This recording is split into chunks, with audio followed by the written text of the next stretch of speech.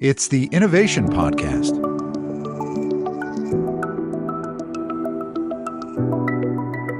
Hi there, it's Garnet Heraman. I'm Mark Reed Edwards. Garnet, it's good to finally be putting some bits on the computer for this project that we've talked about for a while. And this is a special preview episode of the Innovation Podcast, or as we've come to call it, the iPod. We've got to hashtag that one definitely. So why don't we talk about what we plan to do on the Innovation Podcast? Sounds great. So we've been working on this for at least a few months and batting it around ever since I had the pleasure of being one of your guests on Confessions of a Marketer. Yeah. And our thoughts center around having a broader survey of the wide world of innovation. Yeah.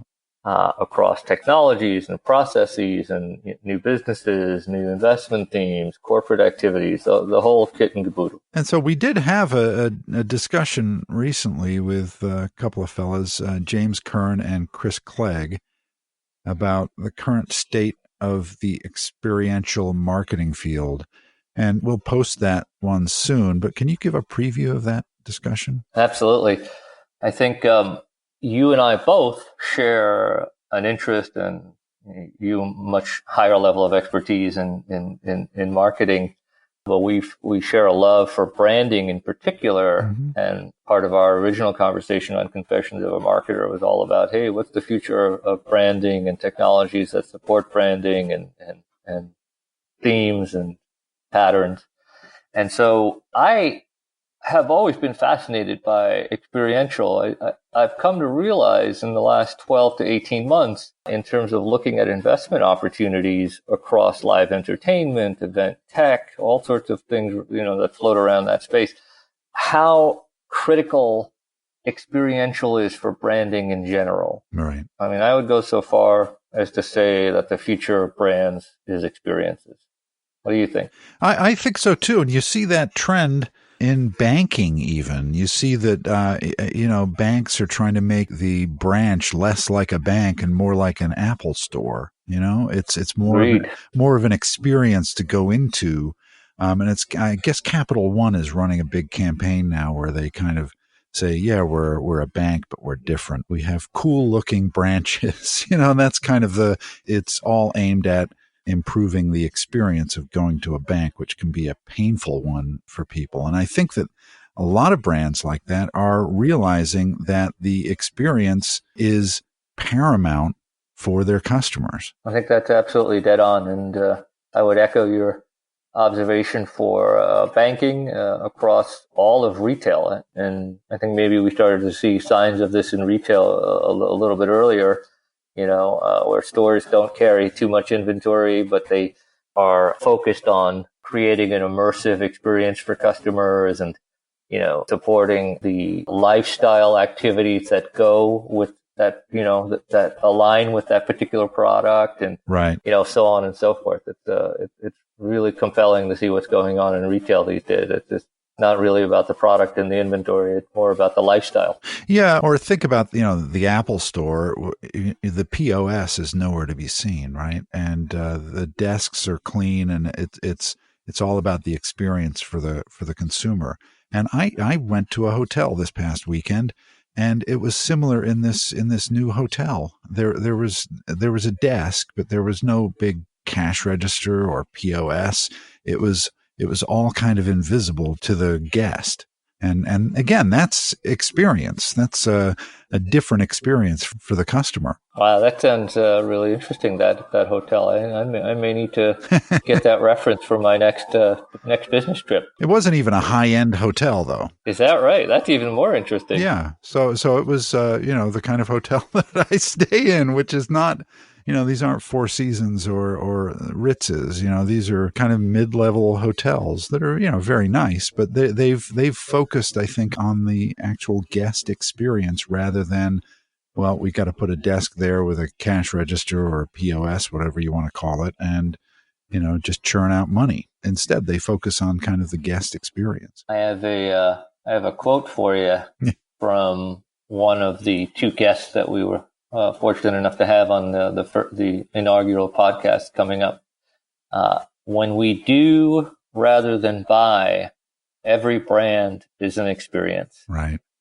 There's a lot of food for thought in that, sort of sententious phrasing. Yeah. But it makes perfect sense. In an era, and it's funny because my mind runs towards all of the sort of technology that drives the manufacturing of so many different things, and the open borrowing, if not copying, of features in products and services, and in the developed world, so many products and so many services are essentially at parity, Right. in terms of the features and the benefits.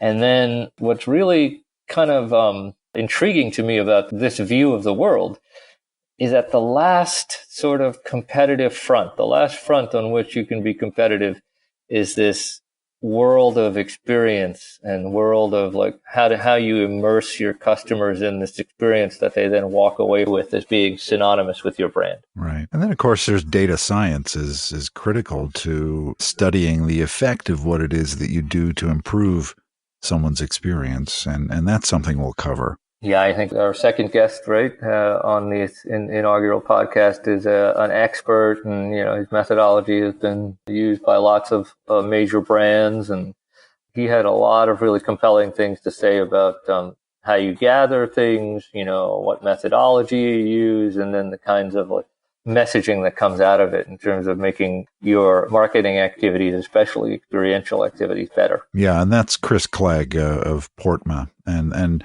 that'll be an interesting discussion to share with our listeners, because when you think of experiential marketing, you think of it's kind of soft. It's kind of, make the experience better, but how can you measure that? And Chris told us exactly how, and how critical it is to measure it, in fact. Yeah, there's been a lot of talk over the years about things like facial expression and eye tracking, even galvanic response, which strikes me as a little intrusive in terms of measuring sweat at an experience and so on and so forth. But, getting the quantitative piece right around something as invisible to the naked eye, as it were, as an experience. Yeah. It's going to be a bugaboo for a lot of big brands until the right tools are out there and the right platforms are out there. And I think we're super fortunate that these two guys that we have on our first show are literally in the cutting edge. Yeah. Literally in the avant-garde about, putting that together. So let's talk about James and Chris. It's a great discussion, and that's going to be episode 1 and maybe episode 2. There was a lot of stuff we talked about. But how about some of the other guests that you're thinking of bringing on the show? Well, yeah, so you and I have complementary backgrounds in terms of, taking an investment perspective on things and taking a marketing and branding perspective on things. My wish list for some of the folks that I'd like to have on going forward and that our listeners can expect to see, not surprisingly, have taken more of an investment perspective on things, and some of them come out of corporate innovation. Some of them come out of, straight financial investing. I'll just run some thoughts by you and just by way of teasing some information to our listeners. A buddy of mine, Quentin Messer, is the City of New Orleans Economic Development head. And as you and probably many of the listeners know, New Orleans is essentially the latest in a series of improbable venture capital and startup hubs that have arisen around the country. Right. And it's quite a success story post-Katrina. I am excited to be an advisor to a lot of companies. One company in particular is on record as having the world's best and fastest facial recognition software, in particular for events and live events. And the CEO of that company, Zenus, my colleague Panos Moutafis, will be joining us at some point during the year. I think the other person I'd love to talk about with you and listeners is my buddy Bill Westcott from MediaLink. Mm-hmm. MediaLink is kind of a matchmaker between Hollywood and big broadcast and big cable and the world of sort of disruptive startup technologies. So bringing those two worlds together is not always the easiest thing to do, and that's their stock in trade. So very exciting. So first episode will be the week of the 14th of January. We're going to get together sometime early that week to do some stuff live and in person, and we'll put that episode with James Kern and Chris Clegg out that week. Exciting stuff. I can't wait. Yeah, it's fun. Oh, and the other thing I meant to mention is you're heading to CES. Yes, I am. You're going to have your phone with you, and you'll do some on-location interviews. So that'll be interesting. CES is probably going to have a lot on 5G and smart home and stuff like that. What are you going to focus on when you're out there? I'm interested in both of those things. They're not necessarily the top of my list for CES this year, but I'm going to be looking at AR, VR. I'm going to be looking at AI in both enterprise and consumer-facing apps and platforms. I'm going to be looking at an arena that I've been watching for several years right now and have actually invested in, which has to do with COPPA compliance, the Children's Online Privacy Protection Act, which is gaining more and more currency and importance. I think Facebook, YouTube, Snapchat, every one of them have been sued by at least one state attorney general, in some cases, like the hapless Facebook, as multiple states attorneys general in 2018 for violating, essentially these regulations that are geared toward protecting children online. Yeah. And so I've been watching that space in terms of